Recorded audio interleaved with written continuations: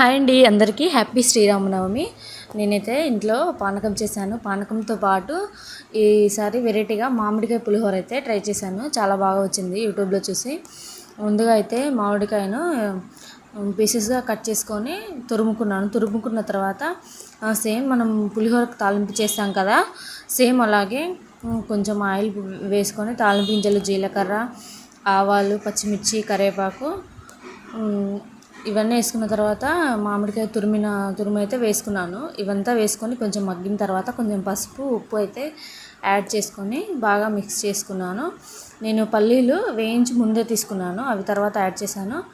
ఇలా కలుపుకున్న తర్వాత దేవుడికి ప్రసాదంగా పెట్టిన తర్వాత మా పాపకైతే పెట్టాను. ఫస్ట్ ముద్ద తిన్నది, కానీ తర్వాత ముద్ద తినలేదు. కొంచెం పుల్లగా అనిపించిందేమో. మీరు ఎలా సెలబ్రేట్ చేసుకున్నారో ఖచ్చితంగా చెప్పండి. బాయ్.